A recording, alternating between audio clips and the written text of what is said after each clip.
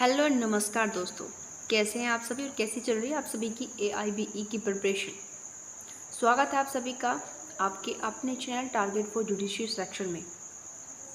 यदि AIBE की preparation अभी शुरू नहीं की तो शुरू कर दीजिए, क्योंकि आप AIBE 18 का हाल देख चुके हैं कितनी मात्रा में जो है वहाँ पर स्टूडेंट्स जो है कैंडिडेट फेल हुए थे। तो ऐसी जो है दोबारा से ऐसी बातें जो है दोहराई ना जाए, उसके लिए अपनी प्रिपरेशन मजबूत कर दीजिए। ये मत देखिए कि AIBE नोटिफिकेशन को तो चैलेंज हो गया है, 24 नवंबर को एग्ज़ाम होगा ही नहीं।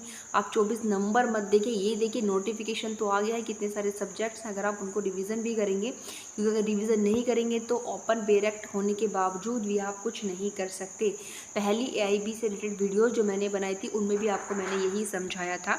तो यदि आप भी पास होना चाहते हैं AIBE 19 में तो शुरुआत कर दीजिए अपनी प्रिपरेशन की, क्योंकि ओपन बेरेक्ट यानी कि बेरेक्ट में भी आप तभी चीज़ों को देख करके अपने एग्ज़ाम में पास हो सकते हैं जब चीज़ें आपकी आंखों से निकली हुई होंगी। तो शुरुआत करते हैं आज AIBE एग्ज़ाम की सीरीज़ के अकॉर्डिंग। हमने MCQ सीरीज़ शुरू की है CPC की, जी हाँ, क्योंकि देखिए सारे 25 सब्जेक्ट्स के आसपास अगर टॉपिक देखें तो 19 है, और अगर सब्जेक्ट को काउंट करें तो लगभग आपके 25 जो है सब्जेक्ट्स होंगे। तो सारों को अगर आप नहीं कर सकते तो लगभग जो वेटेज वाले सब्जेक्ट्स हैं उनको कर सकते हैं। तो वेटेज वाले सब्जेक्ट के अकॉर्डिंग ही हमने आपका शुरू किया है CPC। तो अब जितनी भी वीडियोस हम लाएंगे सभी आप सीक्वेंस से देखना, ताकि और साथ ही साथ हम आपको और भी स्ट्रेटेजी अपनी वीडियो के दौरान बताएंगे कि कैसे कैसे आपको AIBE की अपनी प्रिपरेशन करनी है। तो सबसे पहला क्वेश्चन है हमारा, शिल्प प्रक्रिया संहिता कब से प्रभावशील हुई है? तो इसका राइट ऑप्शन होगा आपका A 1 जनवरी 1909 से जो है यहाँ पर ये हमारी जो है CPC लागू मानी गई है। नेक्स्ट है हमारा, देखिए यहाँ पर हमें हिडन करना होगा वरना आप आंसर देख लेंगे। कौन सी दिनांक से, सेम क्वेश्चन है बट वो ये कि वहाँ पर आपका लिखा हुआ था डिजिट में, यहाँ आपका लिखा हुआ है सब मतलब हिंदी शब्दों अर्थ शब्दों में। प्रथम जनवरी 1908 को, B कह रहा है प्रथम अप्रैल 1908 को, C कह रहा है 31 दिसंबर 1908 को, D कह रहा है प्रथम जनवरी 1909 को। तो इसका राइट ऑप्शन होगा, ऊपर देख चुके हैं 1 जनवरी 1909, यानी कि D होगा प्रथम जनवरी 1909। नेक्स्ट है क्वेश्चन नंबर 3। इसका विस्तार कहाँ होगा, सॉरी, शिल्प प्रक्रिया संहिता 1908 का विस्तार होगा। देखिए यहाँ पर अब ये क्वेश्चन रॉन्ग है। अब यहाँ पर मेनली हम आपको बता देते हैं इसके अकॉर्डिंग जो अब यहाँ पर बनने वाला है, राइट आंसर जो बनने वाला है वही जम्मू कश्मीर को आप यहाँ से छोड़ दीजिए। तो इसका राइट आंसर होगा कि CPC जो है संपूर्ण भारत में नागालैंड राज्य तथा जनजातीय क्षेत्रों को छोड़कर लागू होगी, यानी कि संपूर्ण भारत में, क्योंकि जम्मू कश्मीर में जो है अब 31 अक्टूबर जो है आपका 31 अक्टूबर 2019 से जम्मू कश्मीर में भी अब ये सारे लॉज जो है हमारे लागू होने शुरू हो गए हैं। तो संपूर्ण भारत में अब बस केवल नागालैंड राज्य और जनजातीय क्षेत्रों में अभी भी यह लागू नहीं होता है।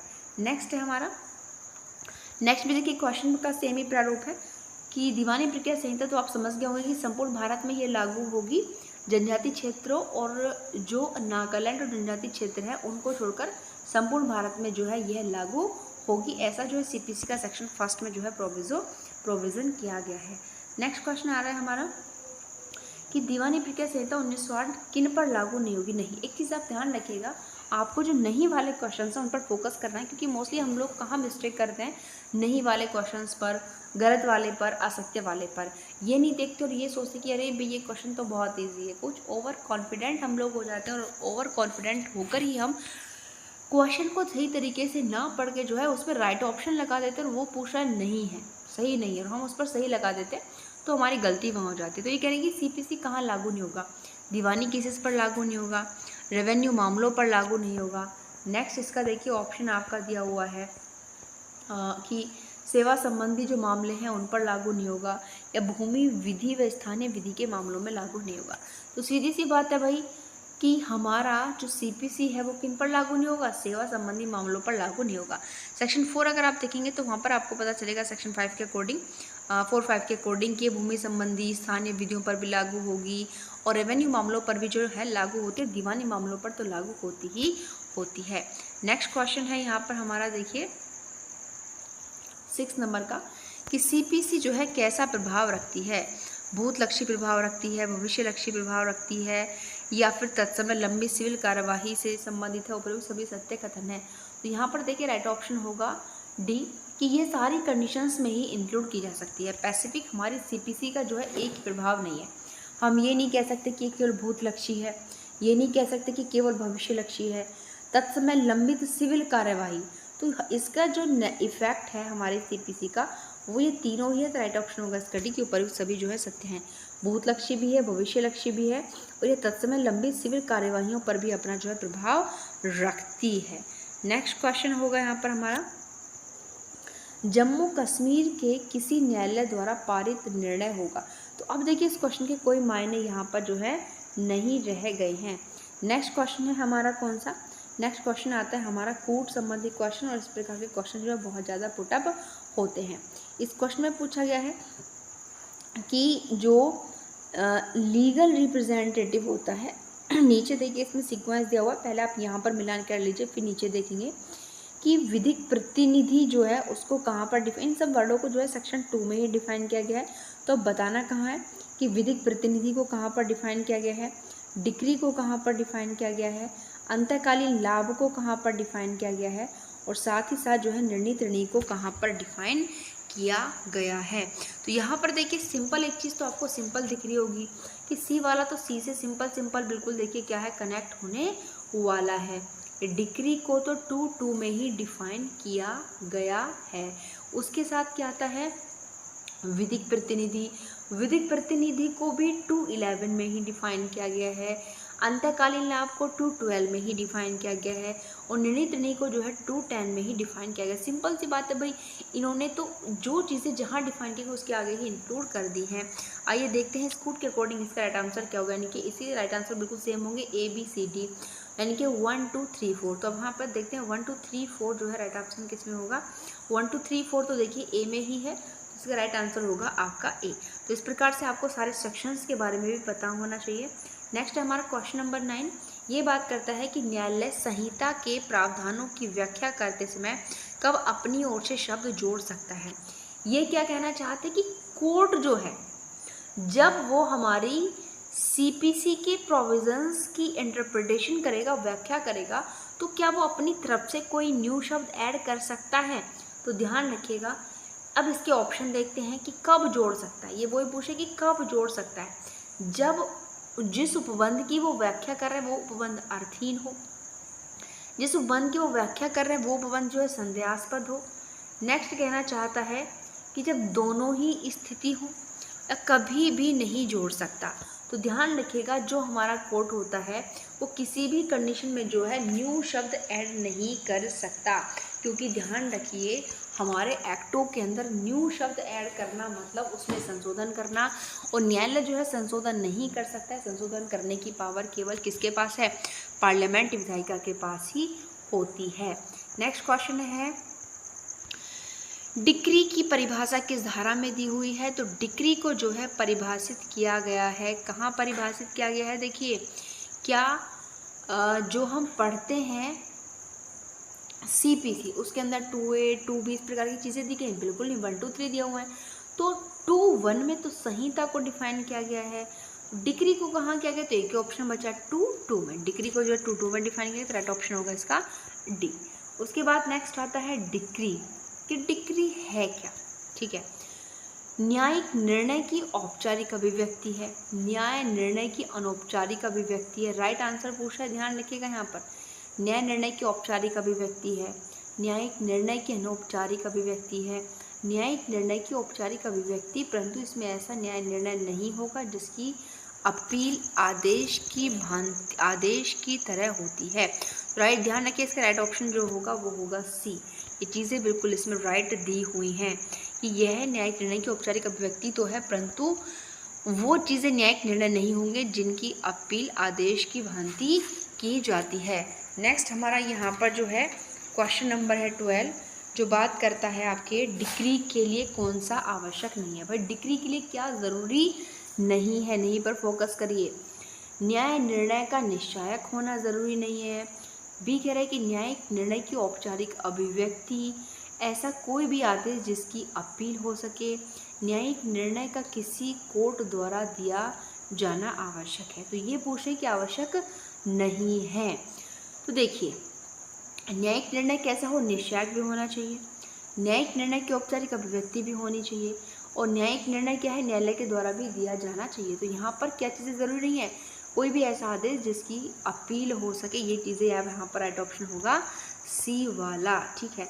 नेक्स्ट हमारा क्वेश्चन नंबर 13 आता है, प्रिलिमिनरी डिग्री क्या है, प्रारंभिक डिग्री क्या है? तो ए ऑप्शन कह रहा है कि ऐसा न्याय निर्णय जो विवादास्पद विषयों में से पक्षकारों के अधिकारों का विनिश्चय करता है किंतु वाद का पूर्ण रूप से निपटारा नहीं करता। यहाँ पर देखिए बात हो रही है प्रिलिमिनरी डिग्री की। बी कह रहा है कि ऐसा न्याय निर्णय जो विवादास्पद विषयों के संबंध में पक्षकारों के अधिकारों का विनिश्चय करता है चाहे इससे वाद पूर्ण रूप से समाप्त हो जाए। प्रिलिमिनरी डिग्री है तो वाद पूर्ण रूप से खत्म कैसे हो सकता है? नेक्स्ट कह रहे हैं उपर्युक्त दोनों सत्य हैं और डी कह रहे हैं कि कोई सत्य नहीं। तो सीधी सी बात है भाई, प्रिलिमिनरी डिग्री की बात कर रहे हैं तो प्रिलिमिनरी डिग्री वो होती है जिसमें वाद का पूर्ण रूप से निपटारा नहीं होता। राइट ऑप्शन होगा इसमें ए। नेक्स्ट क्वेश्चन है हमारा अब यहाँ पर 14 जो बात करता है कि किस मामले में प्रारंभिक डिग्री प्रिलिमिनरी डिग्री दी जा सकती है। इनके कौन कौन से केसेस हैं जिनमें प्रारंभिक डिग्री दी जा सकती है? कब्जा एवं किराए से संबंधित वाद, प्रशासनिक वाद में, भागीदारी की समाप्ति के बाद में। तो यहाँ पर देखिए राइट ऑप्शन होगा डी वाला। इनमें तीनों में से किसी भी केस में जो है प्रिलिमिनरी डिग्री दी जा सकती है। और ध्यान रखिए AIBE के अंदर इसी प्रकार से डीपली क्वेश्चन जो है पूछे जाते हैं। एक इजी लेवल आपसे नहीं पूछेंगे क्योंकि एडवोकेसी जो है एक बहुत बड़ा प्रोफेशन अपने आप में है, वहाँ आपको वकील बना रहे हैं, सीधे सीधे क्वेश्चन नहीं पूछेंगे। जब आप प्रीवियस ईयर के क्वेश्चन सॉल्व करेंगे तो आपको पता चलेगा कि किस प्रकार के क्वेश्चन जो है वो वहाँ पर पुटअप करते हैं। ठीक है, उसके बाद नेक्स्ट क्वेश्चन हमारा आता है क्वेश्चन नंबर 15। ये बात करता है कि डिग्री कब फाइनल हो जाएगी। डिग्री कब फाइनल जो है हो जाएगी? जब इसके विरुद्ध अपील ना की गई, बस सीधी सी बात है। जब डिग्री उच्चतम न्यायालय द्वारा दी गई हो, जब मामले का पूर्ण रूप से निपटारा हो गया। तो तीनों ही बड़े सिंपल से क्वेश्चन है। राइट ऑप्शन होगा डी। ध्यान रखिएगा जब आप लगातार पढ़ते हैं तो चीज़ें ऑलरेडी ईजी लगने लगती हैं, बट आप जितने MCQ सॉल्व करेंगे आपके लिए उतना ही फायदेमंद रहेगा। नेक्स्ट हमारा है यहाँ पर क्वेश्चन नंबर 16 जो बात करता है कि निम्नलिखित में से कौन सा निर्धारण डिग्री की परिभाषा के अंतर्गत नहीं आता। ये कह रहे हैं कि कौन सा यहाँ पर ऐसा निर्धारण जो डिग्री में इंक्लूड नहीं होगा। तो ऐसा विनिश्चय जो न्यायालय के समक्ष पक्षकारों के अधिकारों से संबंधित विवादग्रस्त विषयों में से कुछ विषयों को अंतिम रूप से निर्णित करता हो। वाद पत्र का अस्वीकार किया जाना। ठीक है, उसके बाद आता है आपका यहाँ पर जो है सिविल प्रक्रिया संहिता की धारा 144 के अंतर्गत किसी प्रश्न का निर्धारण। ध्यान रखिए यहाँ पर ये नहीं पूछ रहा है कि डिग्री की परिभाषा के अंतर्गत जो चीज़ें इंक्लूड नहीं की गई हैं। नेक्स्ट आ रहा है व्यतिक्रम के लिए वाद का खारिज किया जाना। तो सिंपल सी बात है भाई, यहाँ पर वाद व्यतिक्रम अगर मतलब डिफ़ॉल्ट के चलते वाद को खारिज किया है तो वो डिग्री के अंतर्गत नहीं आता है। जब आप 2 CPC के अंदर डिग्री की डेफिनेशन पढ़ेंगे तो सारे पॉइंट्स आपको इंक्लूड मिलेंगे। पहला वाला भी डिग्री है, सेकंड वाला भी डिग्री है, तीसरा वाला भी डिग्री है, केवल चौथा वाला डिग्री नहीं माना जाता। नेक्स्ट है डीम्ड डिग्री से आप क्या समझते हैं?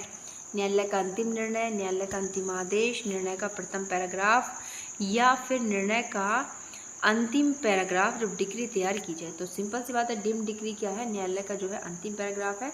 यहाँ पर एडॉप्शन होगा डी वाला। अब हम चलते हैं नेक्स्ट क्वेश्चन पर 18 पर, जो यहाँ पर बात करता है क्या कि निम्नलिखित में से कौन डिग्री की परिभाषा में आता है? डिग्री की परिभाषा में आता है। अनुच्छेद 226 के तहत उच्चतम न्यायालय द्वारा दिया गया आदेश, साक्ष्य एवं प्रमाण के अभाव में वाद को खारिज करने का निर्णय। डिग्री की डेफिनेशन में आता है, पूछ रहे हैं उत्तराधिकार का प्रमाण पत्र प्राप्त करने का आदेश या फिर कार्यवाहियों के निष्पादन की कार्यवाहियों में पारित आदेश। तो देखिए अगर अनुच्छेद 226 के अंतर्गत जो है ऑर्डर हमेशा देंगे वो हाईकोर्ट के द्वारा दिया जाएगा, तो मोस्टली तो ऑप्शन वैसे भी हमारा गलत की कैटेगरी में जा रहा है। ठीक है, दूसरा कह रहा है उत्तराधिकार का प्रमाण पत्र का जो ऑर्डर वो डिग्री नहीं माना जा सकता। तीसरा है एग्जीक्यूशन की प्रोसीजर में जो ऑर्डर है वो भी डिग्री नहीं माना जाता। राइट ऑप्शन होगा उसका बी कि साक्ष्य प्रमाण के अभाव में वाद को जो खारिज करने का डिसीजन है वो डिग्री की कैटेगरी में जो है माना जाएगा। नेक्स्ट क्वेश्चन आता है हमारा, ये कह रहे हैं कि विदेशी न्यायालय फॉरेन कोर्ट से क्या मतलब है? जो भारत के बाहर ही स्थित हो, भारत के भीतर हो जहाँ विदेशी विधि हो, भारत के बाहर हो तथा उसकी स्थापना केंद्र सरकार के द्वारा नहीं की गई होनी चाहिए। और नेक्स्ट कहता है कि डी ऑप्शन जो है उपर्युक्त में से AMC दोनों से। तो बिल्कुल सी बात है, भारत के बाहर स्थित होना चाहिए और साथ ही भारत से बाहर भी हो और उसकी स्थापना के जो है केंद्र सरकार के द्वारा ना की गई हो। अगर हम इसमें यहाँ पर चीज़ें देखें तो भारत के बाहर स्थित हो, ठीक है। सी में भी वही चीज़ें दोहराई गई कि भारत के बाहर स्थित हो, बट फिर भी ये क्वेश्चन भी ठीक है भाई, बेशक इन्होंने यहाँ पर जो है इस वाले में ये चीज़ें इंक्लूड कर दी हैं, बट ये ऑप्शन भी तो सही लाइटर और ऑप्शन होगा इसका डी कि ए एवं सी जो है दोनों के दोनों यहाँ पर जो है सही है। तो आज के लिए सीपीसी के हमारे इतने ही क्वेश्चंस। आई होप ये वीडियो आप सभी को पसंद आई होगी। तो यदि आप भी करना चाहते हैं कि भाई हमारा एआईबी एग्जाम इस बार क्रैक हो जाए, क्योंकि बहुत महंगी फीस होती है भाई, हमें तो जो है 100% एडवोकेट बनना है, अपना सीओपी लेना है, तो अपनी प्रिपरेशन मजबूत कर दीजिए। डेली हमारी सीपीसी के एमसीक्यू सीरीज़ देखिए, उसके साथ ही हम जो है टीपीए के एमसीक्यू सीरीज़ भी चालू करने वाले हैं। तो लगातार आप हमारी वीडियो देखते रहिए, साथ साथ हमारे चैनल को यदि आपने सब्सक्राइब नहीं किया तो सब्सक्राइब करिए, ताकि आपको ये सारे नोटिफिकेशन जो है मिलते रहें। और साथ ही साथ अपने फ्रेंड्स में, ग्रुप्स में भी इस वीडियो को शेयर कीजिएगा। धन्यवाद।